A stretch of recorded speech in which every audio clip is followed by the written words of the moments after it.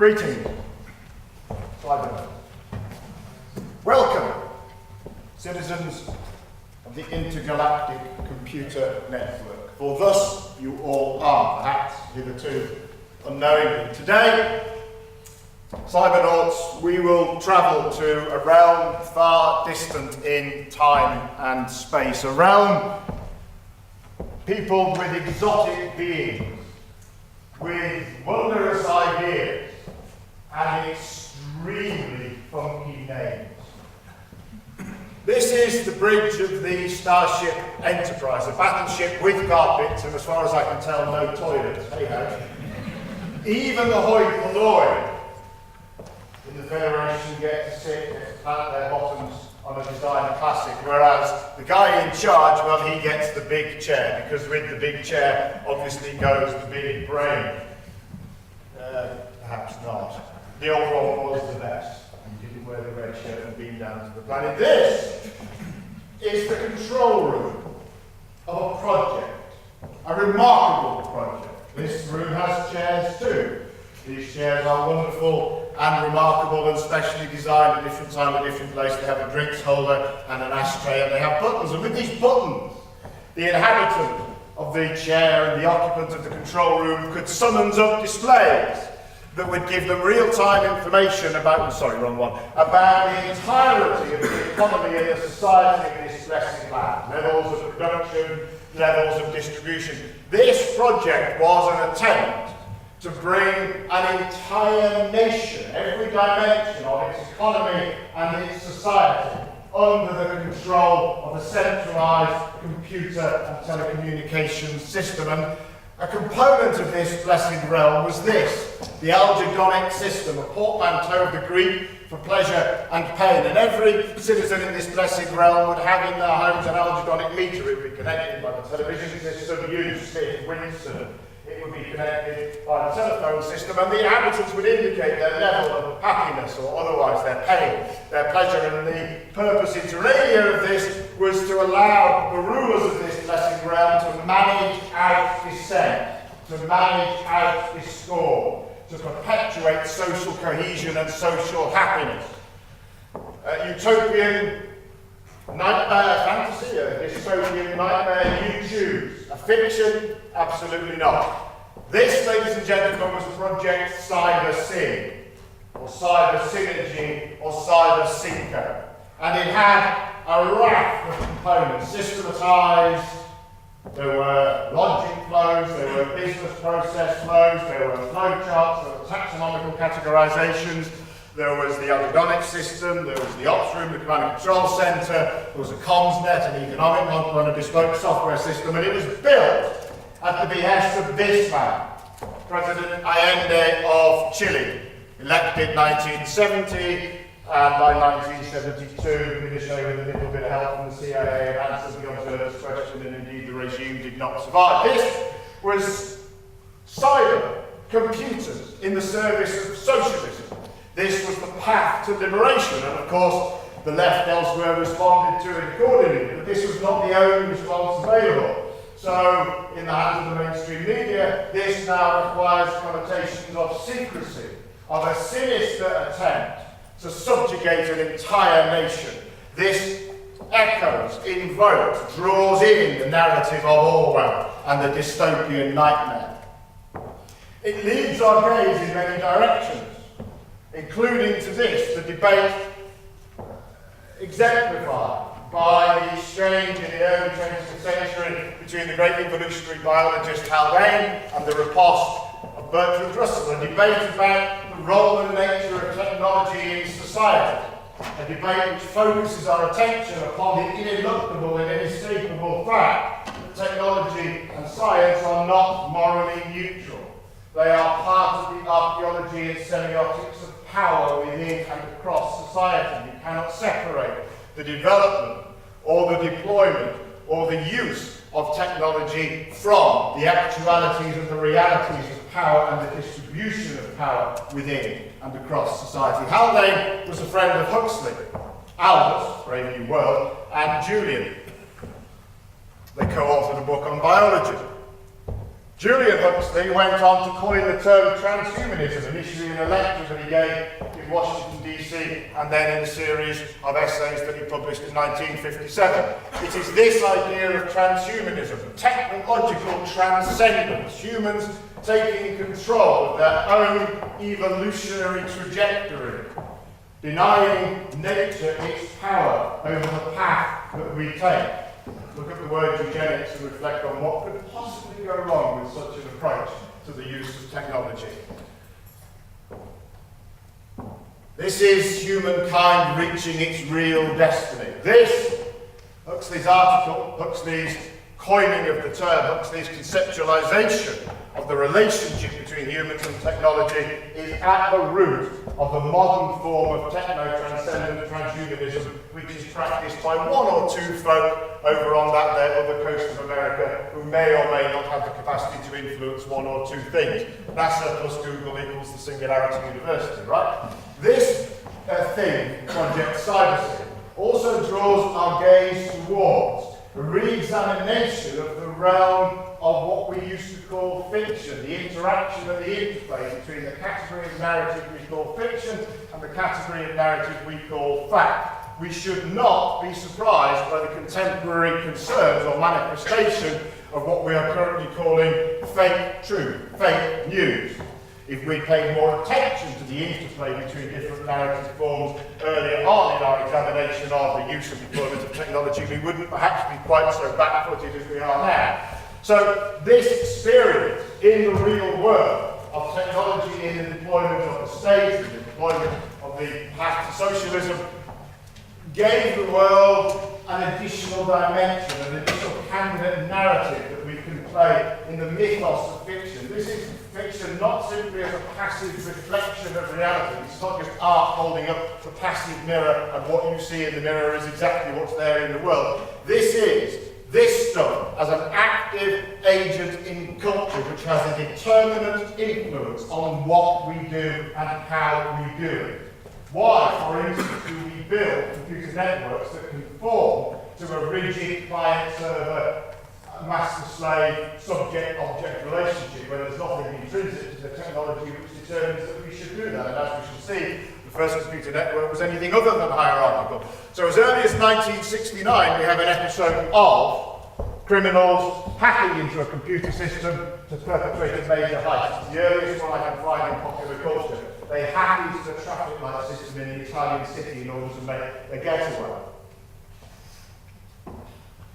Cinema viewers in 1970 would have been treated to this spectacle. Colossus, the 4-bin project. Colossus is the computer, 4-bin is the scientist.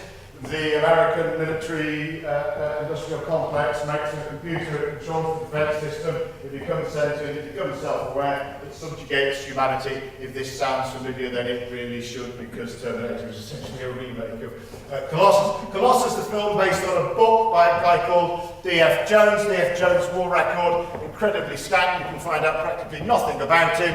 He got the OBE, it wasn't for the quality of his fiction, and when he wrote a book, there was only one other computer in the world called Colossus. It was a lecture I need you to draw your own conclusion, ladies and gentlemen. Logan's Run, the computer's the enemy, 1977, Purdy is held captive by a cybernetic building. This is human subject to and subjugated by the cybernetic construct. And then we have Blake 7, the most famous one-way around spaceship ever in science fiction history. The computer tries Blake, finds him guilty of all crimes, therefore obviously evil, but then we have Oracle, which is an instrument of the liberation. Blake is Blake, he has 7, there are only 5 humans, the other 2 are both artificial intelligences, one is the ship, the liberator, the other is all right. So this is computer both tool of oppression, because that's what the state uses to bang Blake up, but this is also computer as tool of liberation.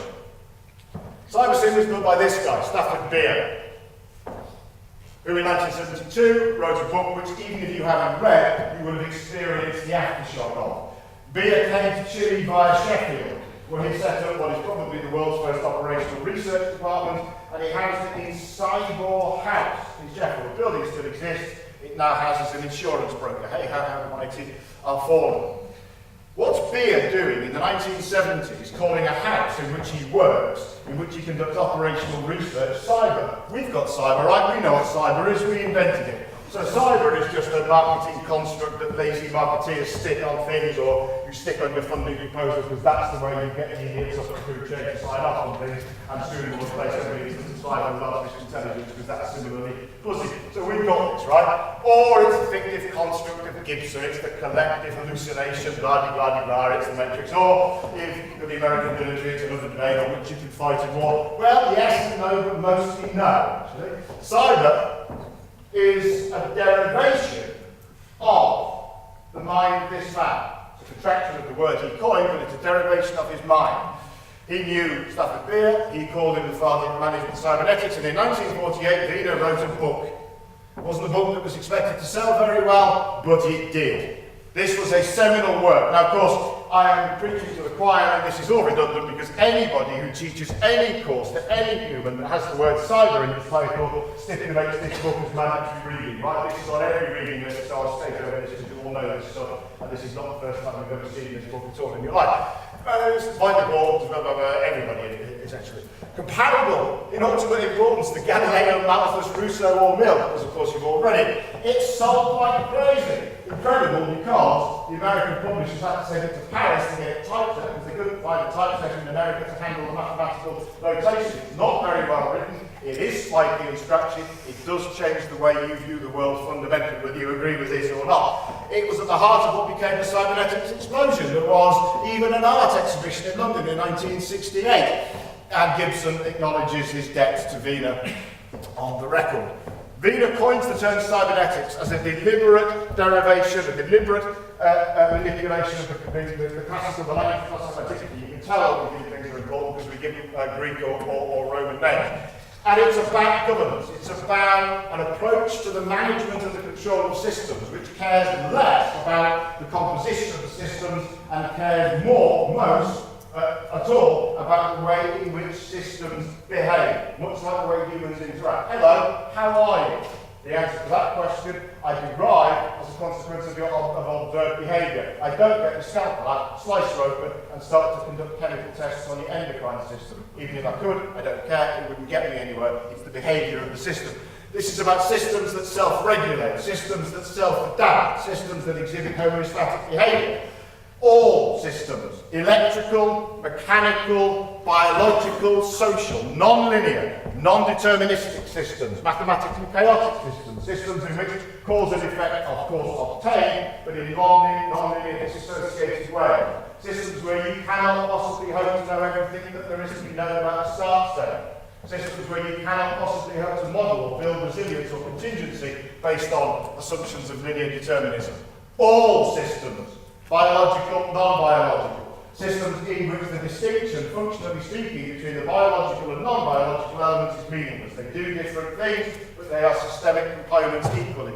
All systems, including social systems, cities as machines for living. Wiener, encouraged by the success of the initial book, goes on to write two more. One in which he explicitly develops and extends the ideas of cybernetics to society as a whole. The third, in which he starts to confront God and religion and consciousness and machines that think and machines that reproduce themselves, machines that violate the normative discursive categories of the machine. You know what a machine is? You wind it up, it does some stuff, we can predict its behaviour, that's fine. We know what a human is. You're both comprised of atoms. What is it you think that gives you those squidgy bits of matter your unique status in the universe? What, just because you're squidgy? Just because your atoms are arranged in the way that they are? You think you have a preeminence in these systems? Wiener would say no. Wiener understood something very profound. Like it or lump it, and he was not entirely without ambivalence. He was not entirely a techno-progressive futurist, far from it. But he understood that this is inexorable.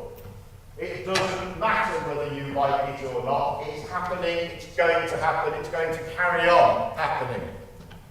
We modify our environment. We can't go back. We've done it before. This is why we need history. This is why the ahistorical nature of the way in which we teach and think about computer science and cyber is so dangerous. It sprang as Minerva from the consciousness of Zeus. No, it didn't. It was the creation of human beings with all of the baggage that goes on in the mind of human beings. So we invent the movable type printing press. We stop chasing our food over the edge of cliffs. We harness the power of electricity. And each and every time we do one of these big transformations in our history, Fukuyama was an idiot, we transform society and ourselves, and we cannot go back. We can only go forward. And it is a complete transformation of everything that we are and everything that we think. We owe our position as apex species not to our strength, not perhaps even to our great intelligence, but to our imperative, our capacity to social and to societal existence. The critical moment in our history as Homo sapiens is when we stopped chasing food over the edge of the cliff. About 10,500 years ago, we start to stick grass in the ground and we start to generate a calorific surplus, so we have more than it takes to keep each one of us alive, so then we can get priests and doctors and lawyers and all of the other paraphernalia of modern life. In all of this social and societal existence, it is our brain and our mind that are absolutely critical. The tools of the Industrial Revolution augmented and enhanced muscle. The tools of this, whatever this is, augment both brain and mind. They're not the same thing, although one is perhaps dependent upon the other. Once upon a time, you could run the world's greatest empire with a metropole of about 1 million. And even as far as the British Empire was concerned, as late as 1921, you could still run it with about 7-8 million population in the metropole. Not anymore. We are a social, a societal, and an urban species. And even if Schumacher was right and we go the other way, we're still going to need this technology to get us in that direction as well. We are increasingly concentrated in these vast urban constructs, which generate vast amounts of information, which are information, which generate vast amounts of complexity, which are instantiations of complexity, are complex, non-linear, non-deterministic systems in their own right. We're going to do this. We've got no choice. We have to do this. We have to get the human out of this and a whole load of other loops too. It'll probably be HGV, heavy goods vehicles on motorways first, possibly taxis, constrained environments. You don't need level 5 or autonomy, far from it. You can stick transponders in the street furniture. And of the unskilled male workforce in just about every developed economy, which is a big lump, then a really big lump of that unskilled male workforce, something stupid like 40%, I think, in the United States of America, drives for a living. Not for very much longer, they don't. Why are we going to do this? Because this is killing us. Literally, not metaphorically, literally killing us. This is unsustainable. Why are we going to do this? Because if you leave humans in charge of these darn machines, that's what happens. That blights productivity. That destroys lives. That is the most outrageous waste of resource, time, treasure, human potential, human creativity. Given that we now have a choice, that's criminal. We're going to do that. In the developed world, we're already a bit allergic to the body bags coming back. We quite like the switchiness, and we quite like the animals with the divine spark or whatever it is you think makes humans humans, and we're going to get more allergic to it. So we are going to use these things initially to support humans, initially to deliver bombs and bullets to the foxhole, and then we are inexorably on the path of very complicated, very difficult, very significant, very tricky moral arguments. This will present us with the fundamental argument, decision, choice of why do we use humans to fight wars at all? That will become a choice, and it's one some of the younger in the audience will have to make. Any internet security expert will tell you with great gravitas, why would anybody need an internet connected fridge? It's frippery, it's nonsense, it's unsafe, outrageous. Indeed, why would you need to connect every single device that consumes electricity to an autonomically self-adapting, self-sensing, self-correcting, autonomically predictive distribution network, which is harnessed in turn to a whole chain of micro-distribution of electricity, gets around the problem of the national grid, gets around the problem of these great big power stations which fall over, gets around the problem of the black star, and means that the system itself can start to make decisions about where to shut the electricity, and maybe even say to the fridge in this part of the country, can you hang on for 5 seconds while we shut the electricity from here to you? Why would you want to do that? It's not as though we have any confidence in our ability to generate and distribute electricity as it currently stands, is it? It's not as though California teeters on the brink of brownout. again and again and again. We're all absolutely confident that the national grid system, with our current generative capacity, is absolutely bang on, and we've got nothing to worry about, right? So why would we want an internet-connected fridge? Absolutely stupid idea. And we have an overhang, a demographic overhang, an increasingly ageing population who want quality of life, increasing patterns of complex comorbidity, increasing demand for intervention and prevention and remediation. We don't just want to live longer, we want to live better. We want to exploit and enjoy multiple careers. We cannot build enough hospitals, we cannot recruit enough doctors or enough nurses. To put it simply, ladies and gentlemen, the toilet is going to have to sense your poo and send the information back to an AI, which is going to conduct diagnostics and is going to administer health. We're going to need to do this in our complex interconnected cities in order to predict, in order to manage, in order to remediate patterns of epidemiology. Hopefully we won't have any more of the anti-vax nonsense and we won't have to compensate for that, but who knows. At the moment, this idea of humans connected to a sensory net and there being onboard remediation is a military thing, but it won't remain so.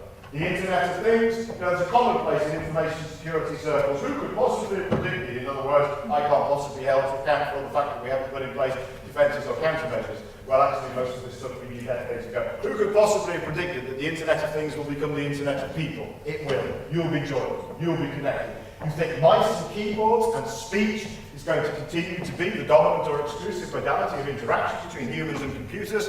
Wake up and smell the ozone.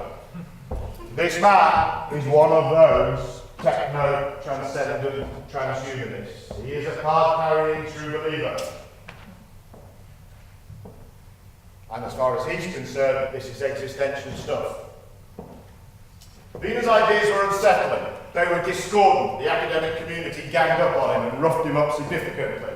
He broke rules, he transgressed, he violated boundaries, he wouldn't accept academic disciplines. He was popular. He sold books, which I suspect really upset them. And he authored a set of ideas which deconstructs or disrupts our idea of human. It robs us of our preeminence. It erodes the basis of humanism. It says, if you're a part of a system, you're a part of a system. The survival of man, quote, depends on the early invention of an ultra-intelligent machine. That statement comes from the mind, the pen of this man, Isidore Jacob Budak, anglicised variously as Irving John Good or Jack Good. Obviously a fantasist. That was his number plate. Whilst he was teaching here, so he's an academic, an American academic, sorry, John. He was Stanley Kubrick's technical advisor, scientific advisor on the set of 2001: A Space Odyssey.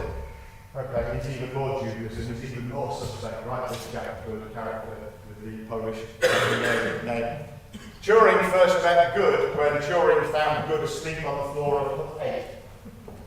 They went on to develop a whole load of what we now call Bayesian probabilistic analysis, or the techniques that underpin it. And G62 were claiming as one of their own, quite rightly, and he's one of the minds that helped us to develop asymmetric encryption. He was also a member of the Ratio Club, of which Turing was a member, the diaspora from which populated and fueled the intellectual and civil service life of post-war Britain. So if you go to the Malvern headquarters of Kinetic and you walk into the Woodward building, that's named after Phil Woodward, who was a member of the Ratio Club and the British Cyberneticians League. Survival of man depends on the early construction of an ultra-intelligent machine, a comment taken from this paper, in which Jack Good talks about the fact that we're probably going to need to build neural networks. We didn't invent them. This is the entire field of command and control, in all systems, including social, including society. Wiener acknowledges his debt to the Enlightenment, acknowledges the fact that Ampere thought that the future science of government should be called a cybernetique. This is about the control of systems through information, including social systems. This is about the study of messages as a means of controlling society. I think somebody in Russia has read this book. This is a book about this. Society can only be understood through a study of the messages and communication facilities which belong to it, and that the future development of these messages and communications facilities, like the things you've got in your pockets, absolutely critical to the development and operation of society. I promised you funky names. Meet Lip Lidder. I'm just so jealous. I want a name like Lip Lidder. Who's Lip Lidder? 1965, Lip Lidder wrote a book called Libraries of the Future, in which he imagined not buildings of bricks and mortar, he imagined vast systems in which Turing's universal machines were connected one to the other, in which information was held, completely disassociated from the means of its transmission. In other words, you pick up a piece of paper, it has some writing on it, you pick up another piece of paper, that has got some writing on it, you put them on the table side by side, and what happens? Nothing. The ink can't leap from one page to the other, can it? You liberate that information from its bearer, from its physicality, and you stick it into one of these systems, and the system itself can start to combine the information and create contingent pathways of connections throughout the information. It can create new information, it can change its own instruction set, it can alter its own state, it can become a self-adaptive, autonomically self-adaptive entity because of its relationship to disassociated information.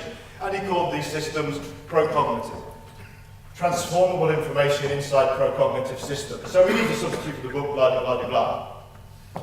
So, Lidder happened on the idea of a thing he called the Intergalactic Computer Network. And he wrote memos inside the United States Department of Defense. I am again so jealous. Why don't we have memos like this? Imagine to the Vice Chief of the Defense Staff. Hello, the Galactic Network, welcome. Members of it. And he built it. Except it wasn't very intergalactic at this point. In fact, it's a bit rubbish in 1969. But you know, they stuck at it. And it got a bit better. And it got a bit bigger. And it started to connect to other more interesting parts of the world, including us. And it, ladies and gentlemen, is ARPANET. And as far as I can tell, there's absolutely no evidence to substantiate the other bit that it was created as a resilient, redundant command and control system with the nuclear firing chain. There might be, but there is no evidence in the historical record. I'm a historian by training, not a technologist, as you will probably have guessed. Totally flat, non-hierarchical, not the slightest hint of a subject-object client-server relationship in sight. And of course, in the early 1980s, it becomes the internet. Welcome, citizens of the Intergalactic Computer Network. Villa was summoned to Chile by this man, Fernando Flores, who was the finance minister. He didn't get disappeared. He did escape in 1976. He did go to Stanford University, where amongst a number of other achievements, he began work on early forms of group web. In other words, on the human-machine interface, the flow of information to control organisations, the capacity of information to manage and shape and mould reality. He did this based on the philosophy of Heidegger, amongst other people, and he's doing this at about the same time that Ozzy is starting to bash around with what became Lotus Notes. Ozzy goes to Microsoft as a chief software architect, and at that point, Microsoft software, in my opinion, started to get a bit better. He teamed up with this guy, and they wrote a book, which apparently turns out to be quite important in the way we think about constructing artificial intelligence systems. So there is a direct connection between a revolutionary, literally, project to bring socialism to entire nations through computers and computer control, and the way that we now think about artificial intelligence and its interrelationships with humans. Winograd gave this man the best advice he'd ever received. He was Winograd's PhD student from 95 to 98, took a leave of absence, and went on to do something of minor significance as a consequence of the advice that Winograd gave. Therefore, there's a direct line of connection between the revolutionary project in Chile under the control of the computer system and Google, and also between the philosophy of Heidegger and Google, but we won't go there because there isn't time. It always feels a bit odd quoting Heidegger like it was quoting Nietzsche. I'm not quite sure whether we're supposed to do it or not. And all of that is in homage to this guy, who was one of the few characters who made the 1970s bearable. The hour is very late, and the choice of good or evil knocks at our door. Wiener does not give you, if you read him, the luxury of either a deterministic techno-futurism in which the future looks like the present will be bigger and better, and the advance of technology is ineluctably and irresistibly good, and if you stand in the way, you're a Luddite, and the tide of history will cast you asunder. That's preserved the transhumanists. Neither will Wiener let you succumb to a techno-pessimism. We're all doomed, the AI will rise, this Judeo-Christian manner for our hubris by the creatures of our own creation, and as Kronos was cast down by Zeus, so we will be cast down by our children. Freud, really? Anyone? Vina is not going to let you have either of these two. Sorry. Vina is going to say, actually, it's down to us. It's down to choices that we make. It's down to acts of volition. It's a recognition that these things we have created and the artifacts of what we call cyber come from the cybernetics movement from Vina and his contemporaries. The Mason conferences in upstate New York in the second half of the 20th century, at the end of it, Warren McCulloch says, you know, we're going to use Turing's universal machine as the basis for the systems that we're going to build, which express the ideas of us, the cyberneticists. These systems are artifacts of choice. How we use them is a consequence and product of choice. We are, of course, immeasurably more advanced in every sense than our Victorian forebears. Not for us, the ludicrous, unscientific, superstitious fallacy that, for instance, riding in a train would shake the human body literally to bits, or that riding in a train would instill insanity. This was documented. This was attested to by powerful men of science and medicine at the time.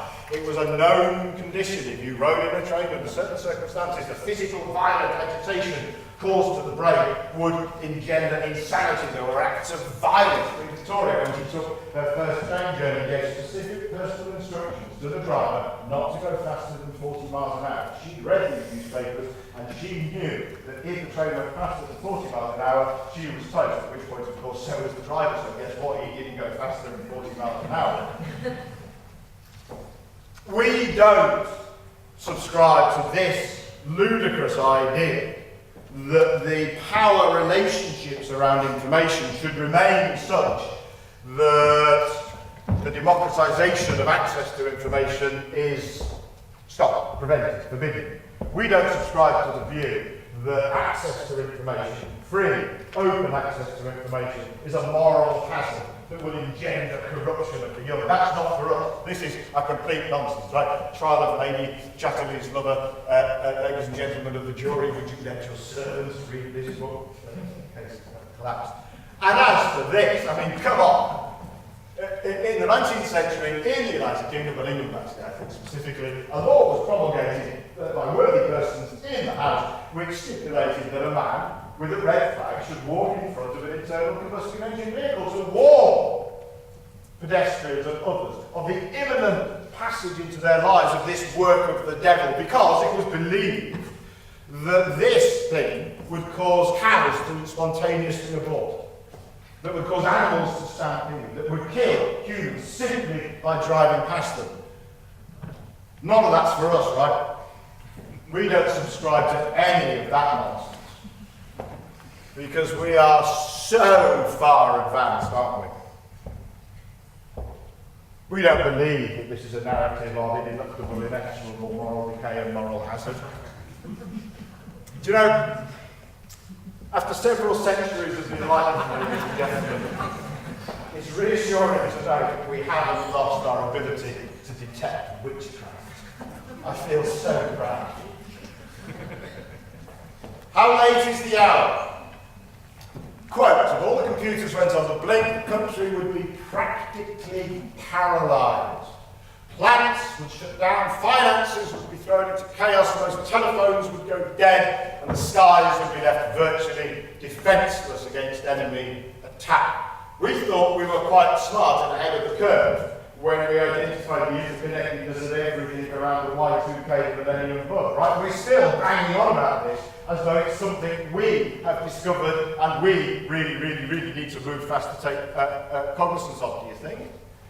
Just out of its teens, the computer is beginning to affect the very fabric of society, because you cannot divorce technology, its development, its use, its deployment from politics, small and large p, from power. It is ineluctably and inextricably interwoven. It is part of the archaeology of power, part of the semiotics of power, part of the instrumentation of power. kindling both wonder and widespread apprehension. Human society is surely heading for some deep-reaching changes. And of course, we knew all of this in advance, didn't we? Because we teach history to our computer science and cyber security students. And we knew that in 1965, Time magazine had written this article. Just as we knew in 1950, Time magazine had alerted us to the fact that these machines would pose the greatest of moral dilemmas.